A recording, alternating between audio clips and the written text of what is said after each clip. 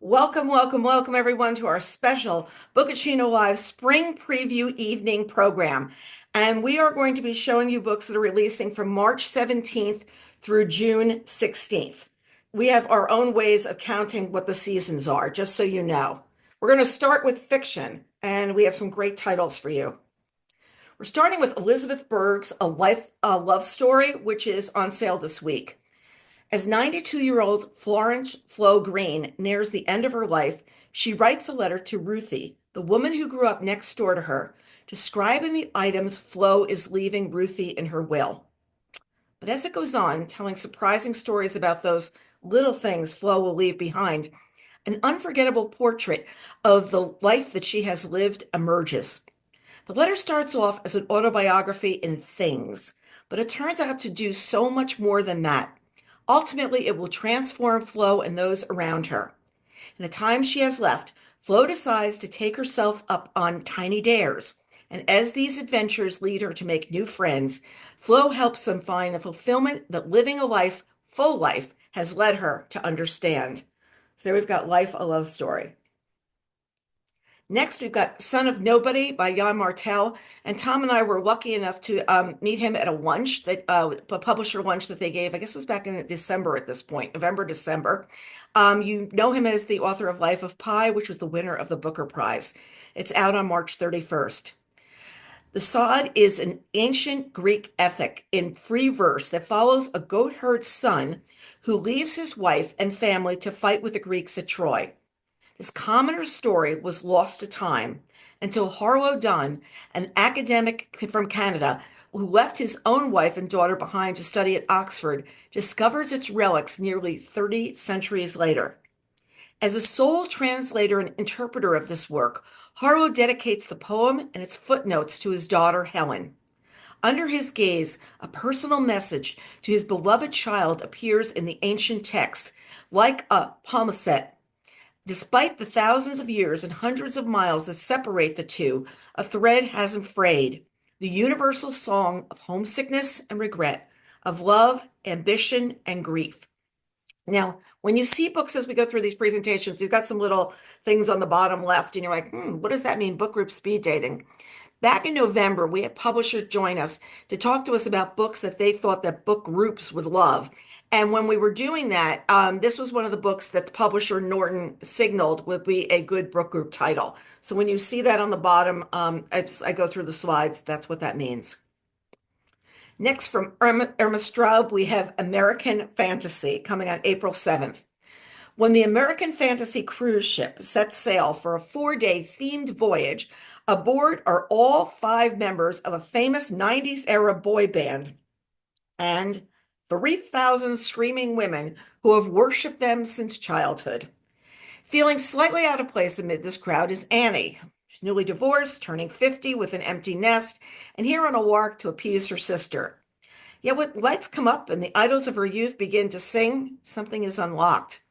Between the slushy alcoholic drinks, the familiar music, and the throngs of middle-aged women acting like lovesick teenagers, Annie finally reconnects to a long-submerged part of herself. By the time she meets one of the band members, not just a celebrity, but someone in need of a friend, she has accessed a new sense of possibility. I just love this. I could just picture, I was watching Harry Styles on Saturday Night Live the other night. It was actually watching the delayed broadcast. And I was just thinking, meet Harry Styles on a cruise ship, and you loved him when he was in the boy band One Direction. Okay, like how does that go? So also, Paul Simon introduced Harry Styles. Thought that was pretty cool. Next, we've got Cherry Baby, which is coming from Rainbow Rowell on April 14th. Everybody knows that Cherry's husband, Tom, is in Hollywood making a movie. Almost nobody knows he isn't coming home. He's the creator of Thursday, a semi-autobiographical webcomic that's become an international phenomenon. There's a character in this movie based on Cherry. Baby, wide-hipped, heavy-chested, double-chinned baby. Cherry never wanted this. No fat girl ever wants to see herself caricatured on the page, let alone on the big screen. There's no getting away from it.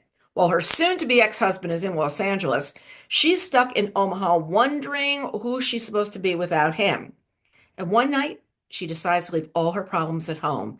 She ventures out to see her favorite band play her favorite album, and someone recognizes her from across the room.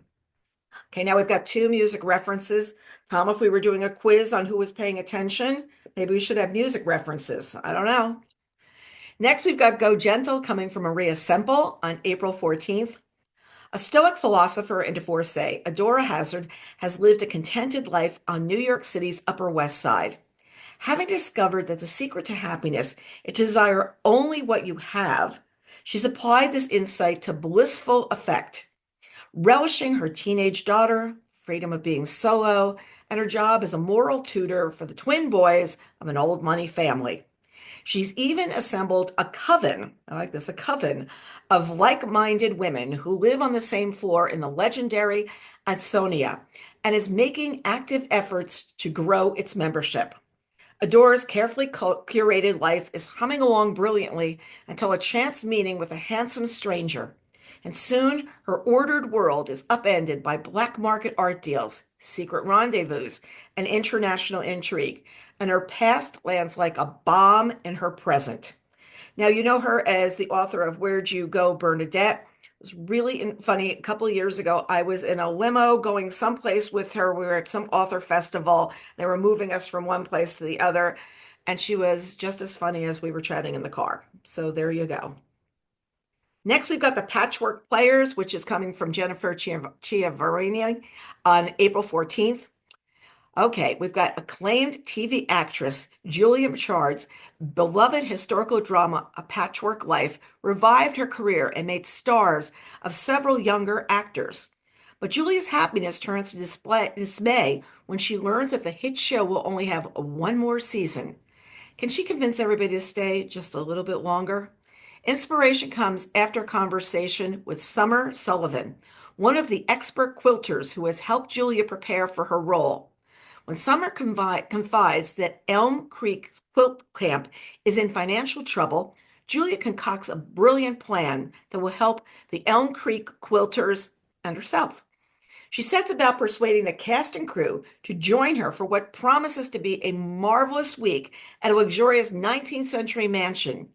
Secretly, she hopes the bonding experience will convince them to abandon their plans and sign on for another season. But after several joyful days of quilting and camaraderie, Julia's scheme takes an unexpected turn. So they're the Patchwork Players. Next, we've got See You on the Other Side by Jay McInerney. You know him as the best-selling author of Bright Lights, Big City. It's coming on April 14th. Russell Calloway's best friend, Washington Lee, was the least likely monogamist of Russell's acquaintances. But Washington somehow has become a model husband and father over the years. The celebration of Washington's 35th wedding anniversary at the Odeon in the spring of 2020 sparked some at once funny and moving autumnal reckoning with mortality as the specter of the COVID-19 virus spreads. In this moment of unprecedented upheaval, frantic and fraught real-time response, piercing personal and political impact, the Callaways find themselves and their marriage tested in ways they never could have anticipated as fatal consequences ensue. So there we've got See You on the Other Side. We want to see how many authors are going to write about COVID-19 or how many people are skipping completely the pandemic. There are a lot are skipping everything. Others are going in with full force. Next, we've got the Mother-Daughter Book Club, which is by Susan Patterson and James Patterson. I had the pleasure of interviewing her about her last book, and it was so much fun, and I'm looking forward to talking to her again. So between their busy lives and their far-flung residences, the Mother-Daughter Book Club, four longtime college friends and their five daughters, more often discuss the books on their nightstands via 2 a.m. texts than in-person meetings. Maybe it's just as well after what happened at their last get-together. So it's an emotional reunion when they finally gather again, this time on the spectacular shores of Italy's Lake Como. Sightseeing excursions and a hint of vacation romance are all built toward the book club's trademark Night of Secrets. These friends and sometimes rivals are close readers of novels, memoirs, and each other. But as the years and the distance cast shadows and doubts, confidences and sympathies turn into surprising revelations.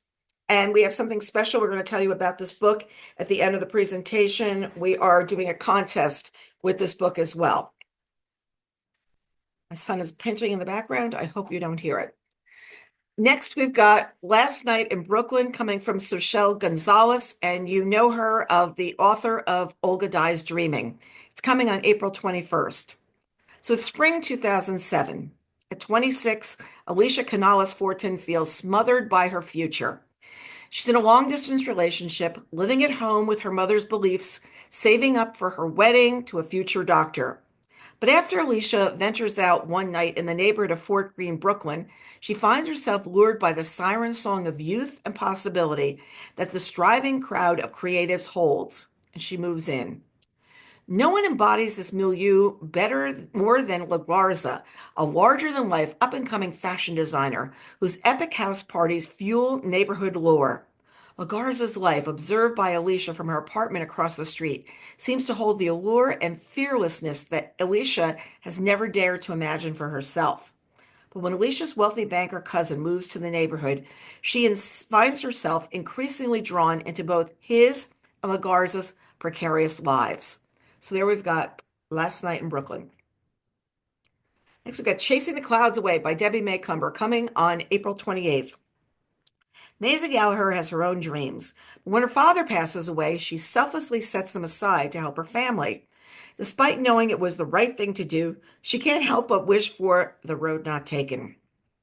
Chase First, the hardened heir to a financial empire, is primarily focused on his own life and on his work as a bank executive. His childhood was marred by his mother's struggle with addiction, and it left him cynical and emotionally distant. But then Chase meets Maisie, a beautiful woman full of optimism and kindness who can see past his defenses. To his surprise and annoyance, she offers to help him during a time of need and declines his offer of payment. Instead, she asks him to pay it forward, and not with money or quick fix, but through an act of true selflessness.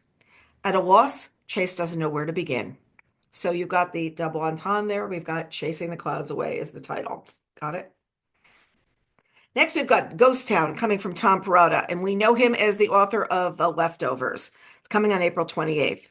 Jimmy Perini lives in 1970s suburban New Jersey, a few miles from Manhattan, but a world apart. At the end of 8th grade, after tragedy strikes, Jimmy finds himself lost in a fog of grief that alienates him from his friends and family, drifting instead into troubling friendships with two older teenagers. One is a notorious local burnout with a fast car, an endless supply of weed, and a shaky grasp of reality. The other is a smart, eccentric girl to whom Jimmy finds himself drawn as they become entranced by her Ouija board, which just may offer the only salve they have to their grief. As a fateful public drama unfolds, Jimmy is torn between the occult beyond and the cold realities of the place that he has called home. So there we've got Ghost Town. Next, we've got Enormous Wings coming from Lori Frankel on May 5th. At 77, Pepper Mills is too old to be a stranger in a strange land. She didn't choose the Vista View retirement community of Austin, Texas. That would be her 3 grown children. But when she grudgingly moves in, she not only makes new friends, she falls in love. And then the exhaustion, vomiting, and confusion starts. She fears it's cancer, dementia, a stroke. But a raft of tests later, the news is even more shocking. She's pregnant. So word gets out. Everybody wants a piece of her. The press, the paparazzi, activists, and medical researchers. Belly rubbers, rubberneckers, all descending on the Vista View, while Pepper struggles to determine her next move. Soon she has some hard decisions to make, and some she's not allowed to make. Okay, Lori is the author of Family Family. You can just imagine this one's going to be a lot of amusement, folks. Next, we've got Summer State of Mind, which is coming from Christy Woodson Harvey on May 5th. After the worst day of her professional life, burnt-out NICU nurse Daisy Stevens runs to Cape Carolina, North Carolina, looking for a new life and possibly a new romance. On her first day at her simpler job, high school baseball coach Mason Thaston discovers an abandoned baby. Mason is still struggling to reconcile the scars of the injury that kept him out of the big leagues, stuck in his hometown and searching for a way out. This newcomer and her child they've saved together might be the motivation he needs to stay put. Sparks fly as Mason acquaints Daisy with Cape Carolina, introducing her to his friends and family, including his baddie Aunt Tilly, who is looking for relief from long buried family secrets and her own fresh start. But as Daisy becomes increasingly attached to this abandoned child and begins facing her own demons in the process, startling discovery is made that threatens to rip their entire town of Cape Carolina apart. There you've got Summer State of Mind. Love these things that are going to rip everything apart. I mean, really, I've got to remember that time if I write a book, it's going to be rip everything apart with what she discovers. Okay, The Things We Never Say by Elizabeth Strout is coming also on May 5th. Artie Dam is living a double life. He spends his days teaching history to 11th graders. He goes on holiday parties with his wife of 3 decades, makes small talk with the neighbors, and on weekends takes his sailboat out on the beautiful Massachusetts Bay. But inside, Artie is plagued by feelings of isolation. He looks out at a world gone mad at himself and the people around him and turns a question over and over in his mind. How is it that we know so little about one another, even those closest to us? And then one day, Artie learns that life has been keeping a secret from him, one that threatens to upend his entire world. And once he learns it, he's forced to chart a new course, to reconsider the relationships he holds most dear, to make peace with the mysteries at the heart of our existence. So there you've got The Things We Never Say. Next, we've got The Shippers coming from Catherine Center on May 19th. After a whole lifetime of being bad at love, JoJo Burton decides to solve her intimacy issues at her sister's destination wedding on a cruise ship. With the help of a little pop psychology, she diagnoses herself with a fixation on the neighborhood guy who was her first crush and first kiss, and who just happens to be a newly divorced wedding guest. And she decides to woo him during the cruise for some long-delayed closure. The only problem, her sister is a little busy being a bride at the moment. So JoJo ropes in her childhood bestie, Cooper Watts, to be her wingman. Cooper, who RSVP'd, no, but then showed up anyway. Cooper, who left town without a word 4 years earlier and moved to London. Cooper, who was, if she's being honest, the worst heartbreak of her life. It's bliss for her to see him again, but it's also agony. And the more they team up for Project Conquest, the more she obsesses over questions she just can't bring herself to ask. So where we've got The Shippers. Now we've got The Midnight Train coming from Matt Haig. You know him as the best-selling author of The Midnight Library. It's coming on May 28th. No one can change the past, but The Midnight Train can take you there.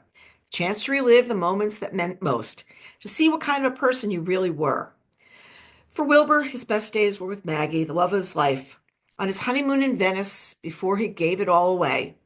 He wishes he could go back and live differently, but to do so risks everything. So there we've got The Midnight Train. I've got Down with the Shipments coming from Meg Mitchell-Moore on June 2nd. It's the week after 4th of July, and the Shipman sisters are returning to their picturesque summer home on the New Hampshire coast for what they believe is a family reunion, the first without their late mother. However, their tranquil setting quickly becomes a stage for drama when their father Calvin drops the bombshell news that he plans to sell the cherished beach house. As old memories are stirred up and the sisters navigate both the packing of the house and their personal crises, the arrival of Calvin's new wife pushes Jordan, Natalie, and May to decide how far they're willing to go to preserve the Shipman bond. So there we've got Down with the Shipmans. You ever notice like what we've got going on here? People are returning to places. Do you get that? I think that Tom is the recurring theme, returning to places. And here we have Road Trip for Mary Kay Andrews coming on June 2nd. Maeve and Therese Dunigan are sisters, but the two have been estranged for years. They could not be more opposite. Maeve is the rule follower and Therese is the rebel. But when their mother's death brings the family back together, the two find that they have inherited a painting, one that could be worth millions, and saves them from the wolves at their door. The only issue is whether it's real or fake. The only way they can prove that theirs is the real McCoy is to solve the mystery of how this portrait of an Anglo-Irish aristocrat made its way to their childhood home in Savannah, Georgia. This means a road trip to Ireland, to their family roots, and to a mysterious crime that occurred generations ago. With tension simmering, the two hit the road. Can they survive the journey without killing each other? We'll have to see and see what happens on that road trip. I just want to make sure they don't hit any of the sheep along the way that you see in that picture. Mary Kay Andrews, as you know, lives in Georgia. So this is her first road trip book to another place. I love watching the pictures when she was out.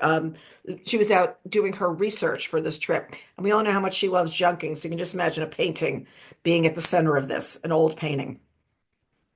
Next, we've got Whistler coming from Ann Patchett on June 2nd. When Daphne Fuller and her husband Jonathan visit the Metropolitan Museum of Art, they notice an older, white-haired gentleman following them. The man ends up to be Eddie Triplett, her former stepfather, who has been married to her mother for a little more than a year when Daphne was 9. Now 53, Daphne hasn't seen Eddie for many years, not since the fateful event that changed the direction of both their lives.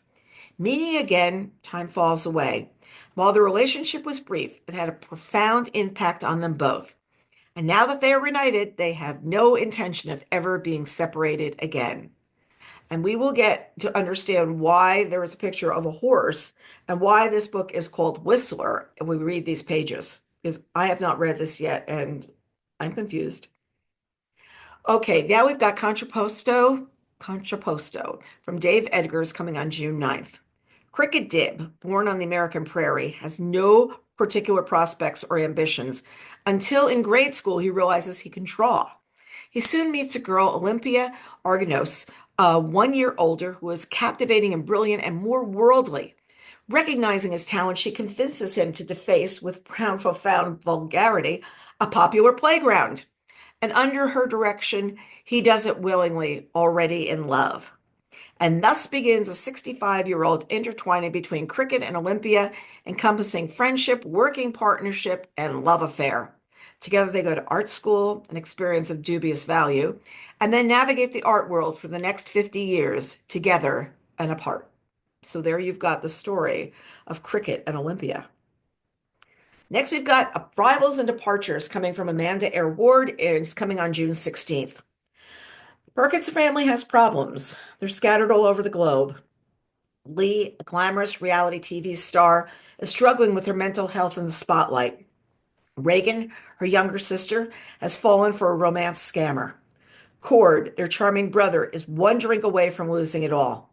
And their mother, Charlotte, still longs for the love she let slip away a decade ago, a lover who sailed off with her heart to a remote island in Greece. When Reagan disappears, Lee flies first class to Athens to save her family again. There against the glittering Mediterranean and the shadows of the Acropolis, Lee contends with emotional nieces, relentless paparazzi, and her own fragile heart. Lee is desperately searching for her sister and for the hope and joy she thought was gone forever. So you know that Amanda is the author of The Jet Setters that came out a couple of years ago. It was one of the recent book club picks. Now we've got some historical fiction. We're going to kick it off with Marie Benedict, Daughter of Egypt, which is coming on March 24th. In the 1920s, okay, let's start this again. In the 1920s, archaeologist, gosh, why can't I know? Okay, you're reading it. Okay, Howard Carter and Lord Caernarvon of the Highclere Castle made headlines around the world with the discovery of a treasure-filled tomb of King Tut. But behind it all stood Lady Evelyn Herbert, the daughter of Lord Caernarvon, whose daring spirit and relentless curiosity made the momentous find possible. Nearly 3,000 years earlier, another woman defied the expectations of her time, Hatshepsut, Egypt's lost pharaoh. Her reign was bold, visionary, and nearly erased from history. When Evelyn becomes obsessed with finding her secret tomb, she risks everything to uncover the truth about her reign and keep valued artifacts in Egypt their rightful home. But as danger closes in and political tensions rise, she must make an impossible choice: protect her father's legacy or forge her own.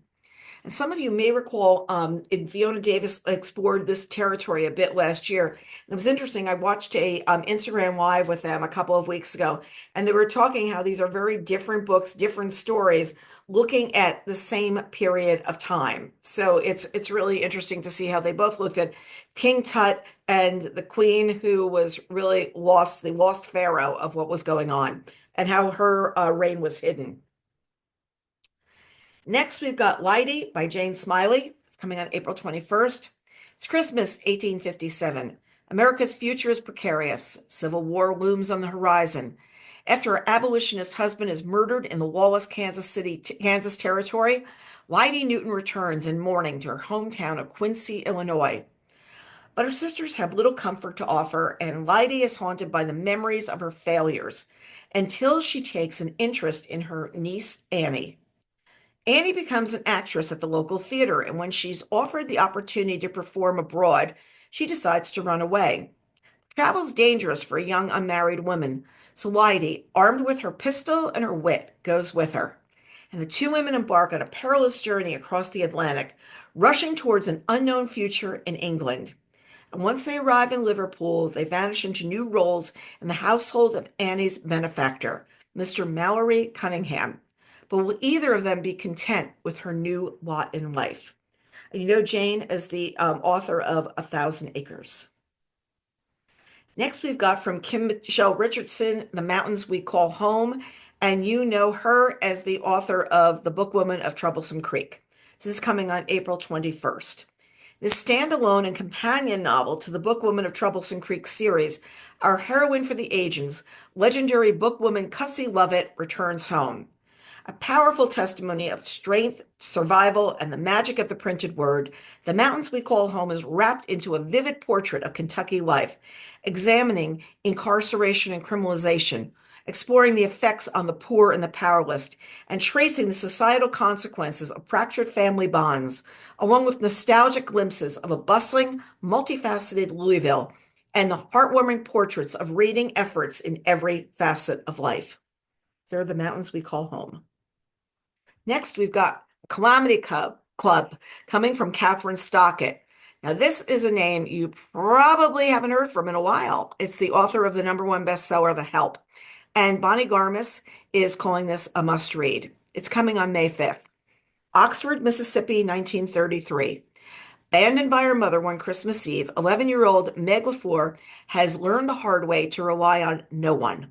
Now one of the unadoptable big girls at Lafayette County Orphan Asylum, she fights each day to keep her spirit unbowed. Bertie Calhoun, unmarried and outspoken, has come to Oxford to ask her socialite sister to help the struggling family she's left behind. But as the depression tightens its grips, Bertie discovers her sister's seemingly charmed life is a tapestry of lies. And then Bertie encounters Charlie, a woman running low on luck with little left to lose. When their fates and Meg's converge, Charlie comes up with an audacious plan to claim what's rightfully theirs. But in a place and time where hypocrisy is rife and women's freedom is fragile, even the smallest acts of defiance can have dangerous consequences. We all know, those who are longtime readers of the site, you know I love the color of this book. Just saying. Next, we've got The Foursome, which is coming from Christina Baker Klein on May 12th. When Eng and Chang Bunker arrived in Wilkes County, Pennsylvania in 1839, they're not just a curiosity, they're a sensation. Everyone is eager to learn if the salacious rumors about them are true. And within months, the twins have opened a general store, bought land, begun a plantation. And now word is that they're looking for wives, and in a place that thrives on gossip and legacy, their ambitions set the community on edge. Sarah and Adelaide Yates, daughters of the once prominent local family, brought low by scandal, are drawn into their orbit. Bold, beautiful Adelaide sees in the twins' fame a chance to reclaim her future. Sarah, quiet, observant, isn't so sure. When the twins' lives become entangled with theirs, they must navigate loyalty, longing, and identity in a place where everything, including race, class, and gender, is rigidly defined. And it's interesting because Christina Baker Klein has through the threads of her family through the years, there is a relationship between her family and this book and the twins and the characters in this book. So that should be really interesting reading, and I'm sure there's going to be a lot out about it. Next, we've got A Perfect Hand coming from Iowa Waldman. It's coming on May 19th. Miss Alice Lucky, the daughter of a local tenant farmer, has raised herself to the lofty status of lady's maid at Alderwick Park. Though her mother has advised her to work only until marriage, Alice has thus far resisted the temptations of matrimony among the neighboring widowers and pig farmers. She spends her days arranging Lady Jemima Alderwick's blonde hair into the latest French styles, laundering her lady's surprisingly malodorous petticoats and drawers, and carefully sewing all manners of fripperies, ribbons, lace, and silk flowers into her lady's bonnets and gowns. But when a visiting servant, a valet named Charlie Wells, catches her eye, Alice begins to understand the constraints of her position. In a ploy to spend time with the object of her affection, Alice attempts to arrange a romance between Lady Jemima Alderwick and Charlie's employer, one Baronet Sir Nigel Winstow.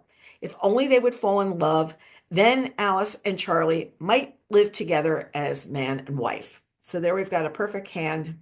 There's a definite, we're going to try and figure this one out. Next, we've got Land coming from Maggie O'Farrell. It's coming on June 2nd. On a windswept peninsula stretching out into the Atlantic, Tomas and his reluctant son Liam are working for the Great Ordnance Survey Project to map the whole of Ireland. The year is 1865, and in a country not long ago since ravaged and emptied by the Great Hunger, the task is not an easy one. Tomas, however, is determined that his maps will be a record of the disaster. The British soldiers in charge are due to arrive any day, expecting the work to be completed. Tomas is unexpectedly sent off course by an unsettling encounter. His life and the lives of his family will never be the same again. He's terrified by this sudden turn in his taciturn father. What was it that caused such cracks to open in Tomas? And how is Liam, who's only 10, going to finish the mapping and get them both home? So there we've got Land. Next, we've got The Windsor Affair coming from Melanie Benjamin on June 2nd. Feuding Windsor brothers and their wives, some things it seems never change. The Windsor Affair recreates the cataclysmic events that nearly toppled the monarchy and excited the power struggle between Elizabeth Bowes-Lyon and Wallis Simpson. Told from the perspectives of both women, the novel propels readers into the fabulous world of the debonair Prince of Wales, cafe society of the 1930s, and the glittering private life of the Windsors. First novel to be dedicated to this infamous rivalry, The Windsor Affair brings us all the gossip and intrigue between the very, very different, these are two very, very different, but perhaps more similar than they would admit, wives of royals. So there we've got The Windsor Affair. Next, from Lisa C., we've got Daughters of the Sun and Moon. I have just started reading this. I'm about 100 pages in, and it is fantastic. Oh my gosh. Okay, in 1870, 3 Chinese women arrive in the small, dusty, and violent pueblo of Los Angeles. Dove, the bound-footed daughter of an imperial scholar, is entrancing and innocent. These characteristics should bring her great rewards, beginning with her arranged marriage to a much older merchant. Petal, the big-footed daughter of peasants, has grown up hungry, with dirt between her toes. In a moment of desperation, Petal's father sells her to buy more money for rice seed, and she is loaded onto a ship to the Gold Mountain, America, where she is once again sold.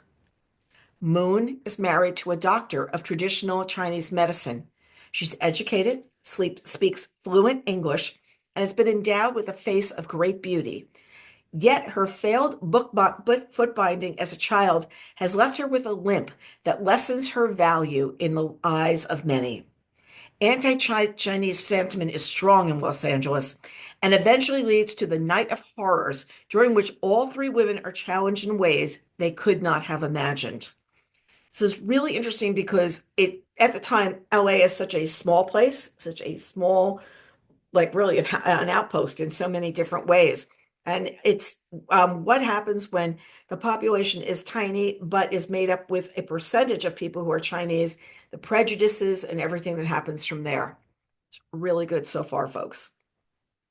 Just some thrillers and mysteries. I'm going to start with Sandra Brown's Bloodlust, which is out this week. 2 years ago, Detective Mitch Haskell lost his wife to a vicious act of retribution, and he has since attributed her murder to two men. Roland Malone is a ruthless executioner and drug dealer who fronts as a restaurant owner. He performs his handiwork at the bidding of Oz, the faceless kingpin of a drug trafficking operation whose name alone evokes terror. Detective John Bowie has forced Mitch to get therapy to sort himself out. Dr. Dylan Reed is immediately empathetic to the pain she senses beneath Mitch's cavalier attitude and wisecracking. But from the moment he breezes into her office, Dylan finds it a struggle to maintain the professional and personal boundaries that keep her own tragic past at a safe distance. As Mitch begins to close in on Oz and Malone's operation, they're prepared to stop him by any means necessary. So there we've got Bloodlust. Sandra usually publishes in the summer. I usually spend a weekend floating in the pool reading her book, just throwing my game off. Okay, here we've got Finley Donovan Crosses the Line. This is one of our spring reading books that we gave away during our spring reading spring reading contests, so people could have the opportunity to go in and enter and win one of 5 books. And last night we heard the fabulous news that the Finley Donovan series is being made into a television show or a streaming show, and is going to be airing on Peacock. And Tina Fey is attached to what's going on. So it's perfect, perfect, perfect, because if you read this series, you can jump in now and you can catch up, and the books are just so much fun. So here we've got Finley Donovan's nanny and partner in crime, Vero, has been extradited from Virginia to Maryland, where she's facing criminal charges for a theft she swears she didn't commit. Prisoner to an ankle bracelet as he waits her trial, Vero is forced to live with her overbearing mother and nosy aunt. Threatening messages keep arriving at her mother's door, demanding that Vero turn over the money or else. But proving her innocence might be an impossible feat. Vera was the treasurer of her sorority when the money went missing, one of the only people who had access to the cash, and her alibi is a date who ghosted her. With her court date quickly approaching and her mysterious stalker on her tail, Vero needs to clear her name fast. Finley sets off on a mission to suss out the real thief and bring Vero home. So there we've got Finley Donovan Crossing the Line. Next, we've got The Keeper from Tana French. It is coming on March 31st. On a cold night in the remote Irish village of Ardkelty, a young girl goes missing. Sweet, loving Rachel Houlihan was about to be engaged to the son of the local big shot. Instead, she's dead in the river. In a close-knit small town, death like this isn't simple. It comes wrapped up in generations-old grudges and power struggles, and it spills the townland in two. Retired Chicago detective Cal Hooper has friends here now, and he owes them loyalty. But his fiancée Lena wants nothing to do with his tangles. As the feud becomes more vicious, their settled peace starts to crack apart. And when they uncover a scheme that casts a new light on Rachel's death and threatens the whole village, they find themselves in the firing line. So there you've got The Keeper. Next, we've got Yesteryear, which is coming from Carol Claire Burke. This is April's a #1 indie pick, and it's one of the top library read selections. The indie stores vote on the book, and the library reads are voted on by libraries. Natalie Heller Mills lives in a traditional lifestyle. Her charming farmhouse is rustic. Her husband is a handsome cowboy, and her 6 children are each more delightful than the last. So what if there are nannies and producers behind the scenes? Her kitchen hiding industrial-grade fridges and ovens. Her husband the heir to a political dynasty.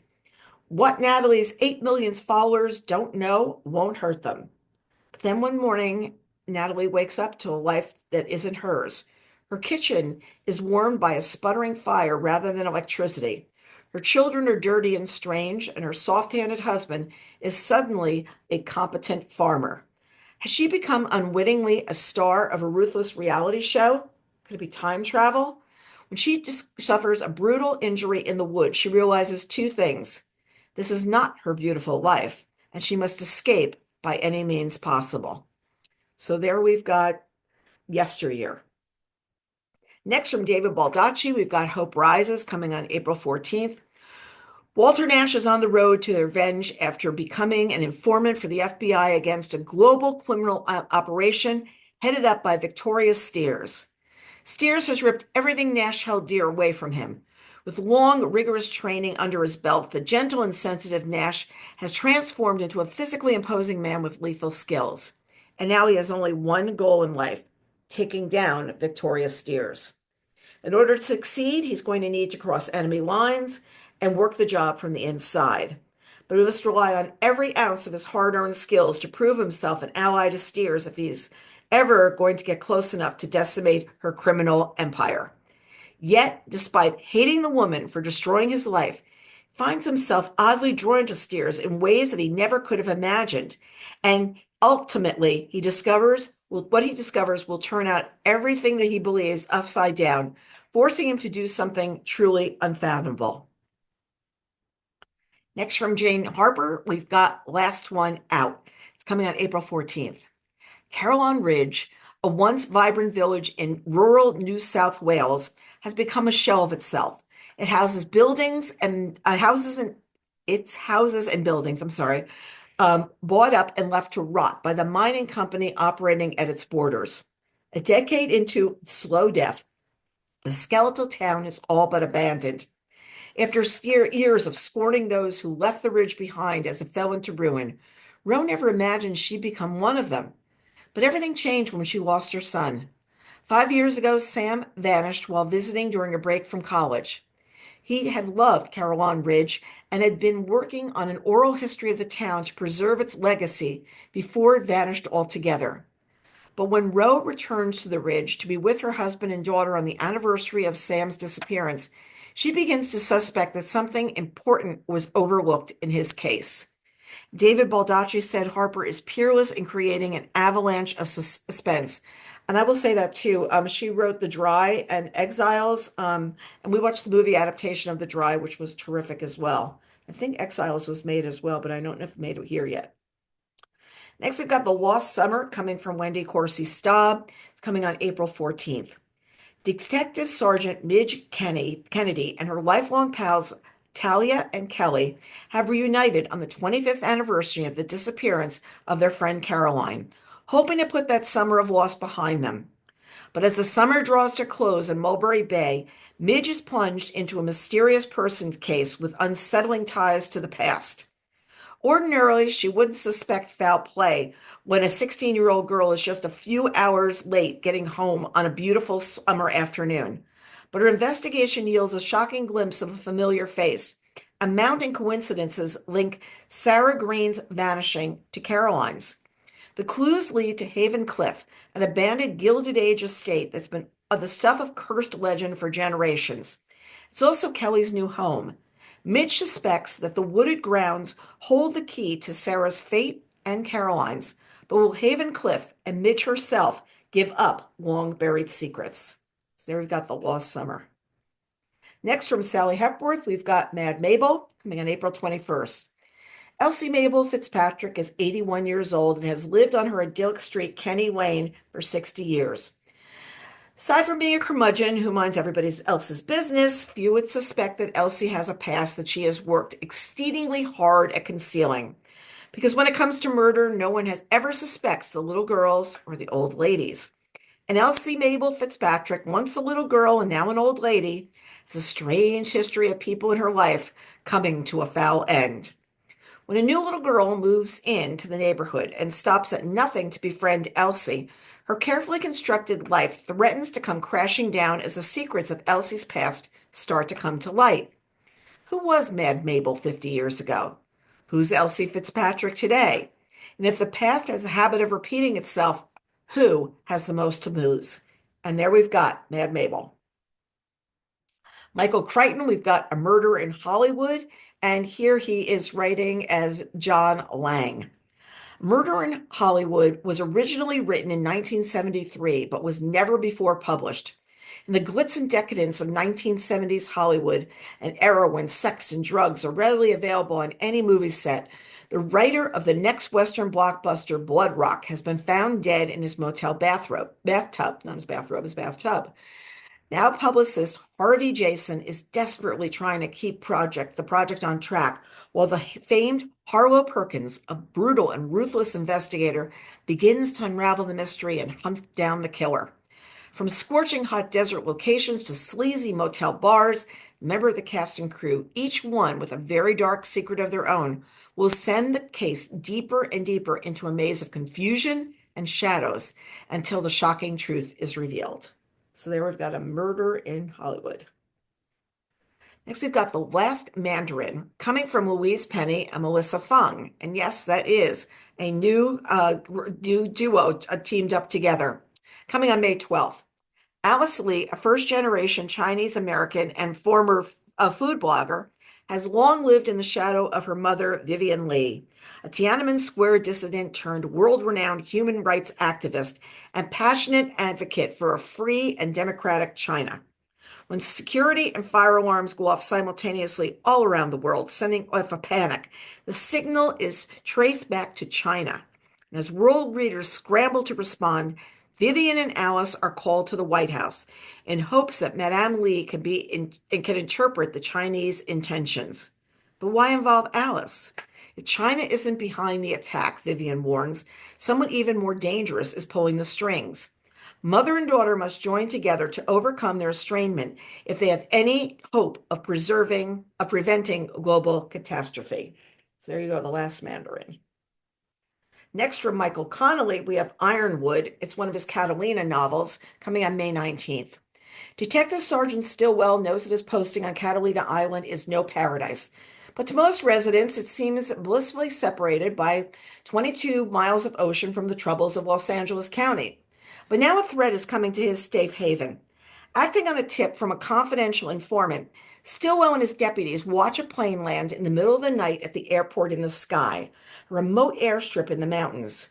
A duffel bag of drugs is dropped and the deputies move in. But things quickly go sideways. While Stillwell chases the fleeting pickup man into the mountainside brush, shots are fired on the runway and the plane takes off. An internal inquiry follows, putting Stillwell on the bench until he's cleared of responsibility for the disastrous operation. But he's determined to find out who brought deadly violence to his island, so he begins his own secret investigation into drug deal that went wrong. Next, we've got One Day You Were My Husband by Rosie Walsh. It's coming on May 19th. Carrie and Johan marry on a beach in Thailand only months into their whirlwind romance. But as the wedding festivities stretch into the night, a group of armed men suddenly swarm the beach, taking Johan away, and she never sees him again. 12 years later, Carrie is living in the English countryside with her husband Robin and their 6-year-old twins. And one night she stumbles across an online post in which she discovers that Johan escaped from Thailand years ago and has been living in Stockholm ever since. So memories of their passionate relationship flood her. She becomes obsessed with discovering what happened on their wedding day all those years ago. But just when Carrie thinks she knows and what she must do, a shocking twist tears apart everything she thought she knew. So this is One Day You Were My Husband. Next, we've got Based on a True Story by Sarah Vaughan. It's coming on June 9th. Famed children's authors Dame Eleanor Kingman has summoned her family and friends to her exquisite manor house on the cliffs. They're celebrating her birthday and her latest #1 bestseller in her series of books based on a mother fox and her cubs. But the night before the party, Eleanor receives an email that threatens to expose the lie she's kept up for over half a century. Someone knows her secret. Is it her estranged literary agent, or is it her ex-husband to whom she no longer speaks? Is it the nanny she fired all those years ago? Or is it one of her 3 daughters, all of whom have a stake in the publishing empire she has built? With the television crew arriving to film a documentary of her life, Eleanor needs to find out who sent the email to preserve her legacy and her career. So there we've got Based on a True Story. Next, from Carolyn Kepnes, we've got You First, and many of you know the television series You that is on Netflix. So, how did Joel Goldberg become Joe Goldberg? What led to his first love, his first obsession, his first kill? Find out this highly anticipated prequel to Carolyn Kepnes' You series, which inspired the blockbuster Netflix show. Joe's ready for his life to start. He's 17 years old, working in Mr. Mooney's bookshop, falling in love with every girl on the subway, all by wondering who will be the one. And then he spots a missed connection, NYC bookstore babe. Someone is looking for Joe, and that someone is Vale Gunderson, production assistant with a passion for rom-coms. The only catch, she's 24, which means Joe has no choice but to lie about his age, and naturally, nearly everything else in his life. He thinks he's found his true love, but when Vale needs more convincing that Joe is her happily ever after, he's determined to convince her no matter what it takes. So there you go. You first. Next, we've got some memoirs, biographies, and other nonfiction. We're going to start with Annabelle Gurwich's The End of My Life is Killing Me. It's out this week. After Annabelle Gurwich receives an out-of-the-blue diagnosis of stage 4 lung cancer, an existential dread sets in.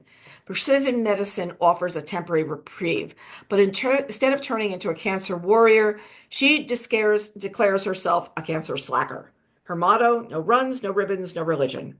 Told with her signature wit, warmth, and gimlet eye, Gurwitch draws inspiration from Greek mythology and TV comedies, Kermit the Frog and Samuel Beckett. She accidentally acquires an angel, embraces being in it just for the sex, and finds herself on a European van selling merch for a heavy metal band. Yes, The End of My Life is Killing Me by Annabelle Gurwitch. Next, we've got The Ghosts of 4th Street from Laurie Herzl, which is coming on March 31st.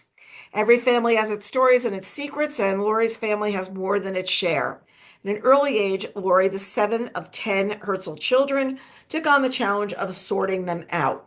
Not old enough to be one of the big kids, but too old to be with the 3 little kids, she spent most of her time alone, reading, wandering, and observing her family as they moved around her in their house in Duluth.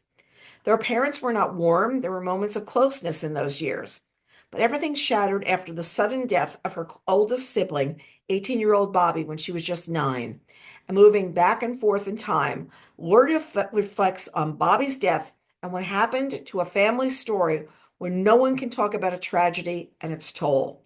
So it's The Ghost of 4th Street, My Family, A Death, and the Hills of Duluth. Next, we've got London Falling coming from Patrick Radden Keefe on April 7th. In the early morning of November 29th, 2019, surveillance cameras at the headquarters of MI6, Britain's spy agency, captured video of a young man pacing back and forth on the high balcony of Riverwalk, a luxury tower on the bank of the River Thames. At 2:24 a.m., he jumped into the river. In a quiet London neighborhood several miles away, Rachel Breder was worried about her son. Zach had told her that he'd gone to stay with a friend, but then he did not come home. And days later, a police car pulled up, and the 2 officers relayed the dreadful news. Her son was dead. In their unbearable grief, Rachel and her husband Matthew struggled to understand what would happen to Zach. He had his troubles, but in no way seemed suicidal. As they would soon discover, however, there was a lot they did not know about their son. So Patrick Radden Keefe is the author of Say Nothing as well. Got Small Town Girls coming from Jane Ann Phillips. She's a prize-winning author of Night Watch, and this is Oprah's #1 most anticipated book of 2026. It's coming on April 21st. Jane Ann Phillips grew up in the small town of Buchanan, West Virginia. The distinctively American landscape of Appalachia has been the great setting for her fiction, even as she and her boundless imagination have traveled to other times and places. In these pieces, Phillips brings us into her childhood and family, most movingly her mother. She recreates the place she calls home, its foundational truths, and the densely woven ties between the women of the town. She traces her journeys across the country and her discovery of writing and reading as tools for both survival and revelation, offering insights into fellow writers and touchstones that moved and influenced her. So we've got Small Town Girls. Next, we've got Ghost Stories coming from Siri Husfeet, and it is coming on May 5th. It's an intimate meditation on grief, memory, and enduring love written after the death of her husband, Paul Auster. The book includes personal, never before seen writing by Auster, letters and notes to Siri, and his last unfinished book addressed to his grandson, Letters to Miles. The memoir is both an elegy and a reckoning, a chronicle of personal loss that also bears witness to the sorrows of recent years, the tragic deaths of her stepson and granddaughter. She explores how grief unmoors time, how the intimacy of a shared life continues to mark the everyday, and how the body experiences the absence of love as a presence. She reflects on the things and papers that Auster left behind, the 43 years they spent together, the rituals of mourning, and the nature of language, memory, and the self. So there we've got ghost stories. Patricia Cornwell's got a new book. It's a memoir called True Crime. She's best known for her international best-selling thriller series about forensic pathologist Dr. Kay Scarpetta. Every story comes from somewhere, and Scarpetta's began when Patricia Cornwell embedded herself in a morgue. In True Crime, she excavates her own life, detailing her traumatic childhood being raised by neglectful parents, her father abandoning the young family on Christmas Day, her mother being institutionalized twice, an abusive foster family, and developing a parental relationship with evangelist Billy Graham's wife, Ruth. She unflinchingly shares overcoming obstacles that later gave her the ambition to become an award-winning police reporter. From there, it was research in a medical examiner's office that would turn into a full-time job. She became a forensic expert and a worldwide publishing phenomenon. And for those of you who watched, on I think it's on Amazon Prime, she's got her new series, a new series based on her Scarpetta books. So that just started airing, I believe it was last week. Next, we've got The Killer and Frank Lloyd Wright, the true story of a mass murder in paradise by Casey Sherman, who's one of my favorite true crime writers. Frank Lloyd Wright was more than the mind behind America's most iconic buildings. He was a man whose turbulent private life captivated a nation. Famed architect's stormy marriage to Kitty Wright and his infamous affair with another woman, Mama Borthwick, ignited one of the country's first celebrity scandals, splashed across the headlines from coast to coast. Then in August 2014, scandal turned to horror. A tragedy at Taliesin, his Wisconsin home Wright built as a monument to love, shook the very foundation of Wright's life and catapulted him back to the front pages of newspapers across the country as readers clamored for glimpses of his very darkest moments. In The Killer and Frank Lloyd Wright, Casey Sherman delves beyond the myth of the Wright's genius to reveal a man of relentless ambition, consuming passion, and devastating loss. Actually, it was really interesting. I've been to both Taliesin East and West, the one in Wisconsin and the one out in, I think it was Arizona. I think that's where we were. Someplace out west. I was definitely out west. And it's really beautiful to see both places and see the minimalistic way that this man worked, but at the same time, the tragedy that followed him around. Next, we've got The Land and Its People from David Sedaris, coming on May 26th. He tries on the role of caretaker after his boyfriend Hugh's hip replacement surgery, and both succeeds and fails. He walks dozens of miles with his friend Dawn and challenges to eat a truck tire.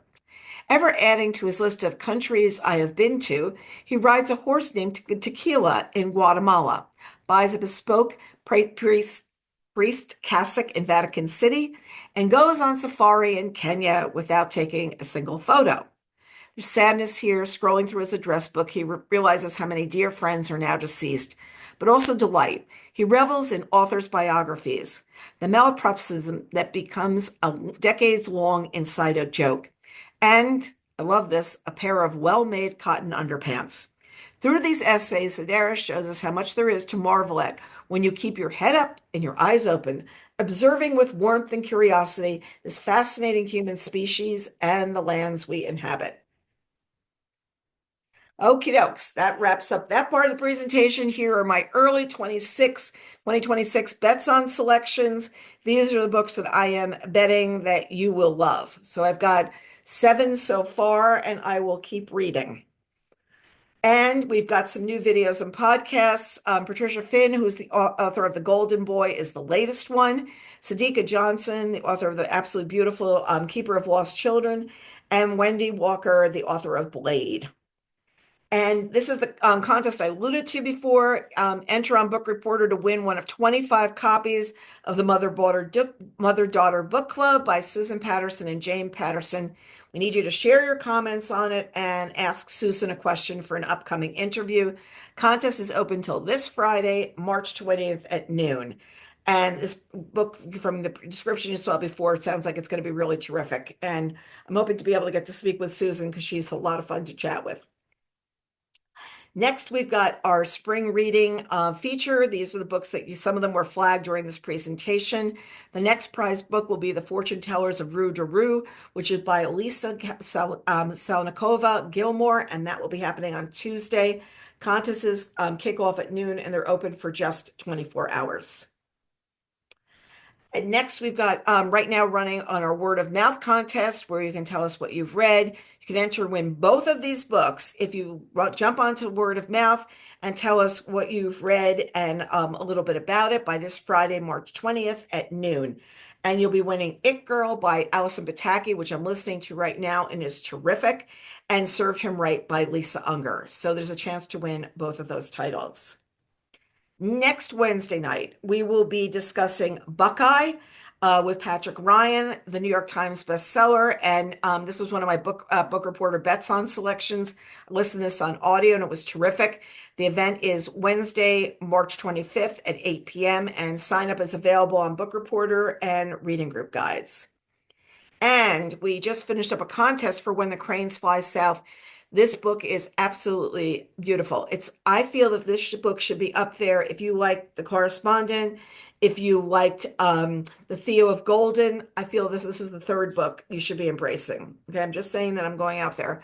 Lisa Ridson will be discussing it with us. It's an international bestseller. On Thursday, April 23rd at 1 in the afternoon. We can't do it as the evening event. She lives in Sweden. It would be the middle of the night. So as a result, we're doing this one at 1 o'clock. And as always, we will be taping it. And then we have Laura Dave joining us to discuss The First Time I Saw Him, which was the instant New York Times bestseller and was one of my bets on picks earlier in the year. She's going to be coming to us after the second season of The Last Thing He Told Me. Keep these all straight. It'll be terrific. And she's going to probably be talking to us about The Last Time We Saw Him, which is last time we saw him. I think that's it. Which she and her husband are adapting into a Netflix film. So she's coming to us on Wednesday, April 29th at 8 p.m. And many thanks to our intern, Isha, for helping us build this presentation. Tom, remind me we need to put Isha's picture in the presentation for the next time. I meant to say that this time. So this girl does all our presentations for us. She's terrific. Our next Bookaccino Live book preview afternoon event will have books that are releasing from April 7th through May 5th and a look ahead at June. And it'll be titles besides what you saw tonight. It's not going to be rinse and repeat. And that will be happening on Wednesday, April 8th at 2 o'clock in the afternoon. And the sign-up's available on Book Reporter and Reading Group Guides. And here's to some great spring reading. And stay tuned for our summer preview evening event, which is going to be happening on Wednesday, June 17th. And that is it, folks. At 9:05, Tom, in 65 minutes. How many titles did I do? How many titles? Very impressive. There were 52 titles, so not bad at all. Not bad at all. Thank you to everyone for joining us tonight. We so appreciate you taking your time to be with us. We hope you found a number of books that you will want to read, discuss, and share with other people as well. So thank you so much and good night. And to everybody who's came here live tonight, you're going to get a link in a little while because I had to say goodnight really quickly to everybody else because you're going to get a link in a little while. And when you get that link, you can tell us what books what books tonight you are most interested in reading. And then we will have some fabulous prizes. We're going to be giving away 3 books to people Three people will win, each win one book, and the contest is open until Sunday night. Tom, did I get that right? It's late. Yes, you did. Yes. And it How will many be words in did I the get email wrong? too that you'll be getting. So, Yeah, give me about an hour to get the email out to you, and I will get the email out to everybody who is here tonight. Okay, we're good. yeah, we It's been a long, long day. hopefully you all will have some great reading suggestions for the next, keep you busy for at least a little bit, At least a little next few bit. months. At least a little Till bit. So summer next week. arrives, which will be sooner than you think. Yes. It's going to be warm again on Sunday. It's going to go up to 60 on Saturday. Sunday, I think it's supposed to, I don't know. The weather, Right. they make it up as they go. I could be a weatherman. I've decided. I look out the window and go, oh, yeah, warmer, colder, you know? Yeah, it's this crazy March weather. You never know what you're going to get. Remember my kids. Is it in like a lion or out like a lamb? Which one is it? It's the lamb. That like, Right. okay, it came in like a lamb. We've got to see if it's going to go out like a lion. And I think I've been doing that probably since the boys were little. And they always go, is it a lamb or a lamb lion? It's like very funny. They still tease me about that. Okay, Tom, you're going to go eat dinner. I'm going to go get ready I to send will. this note out to everybody and back this up to get the video made. Okay, thanks for joining us, Sounds everybody. good. Thank you all so much. Really appreciate it. And we hope to see you next week and tell your friends too about our events. Make sure you tell other people that, we've got Patrick Ryan next week. We've got a ton of great things coming up. Absolutely. As you just saw, some great events coming up over the next few weeks. So definitely want to tune into all that. Yeah, so we'll be ready to go. Tom, go order your dinner. I know you're not cooking. Okay. All right. That's the safe bet. Okay. Thank you, Thanks, everybody. everybody. Okay, see you soon.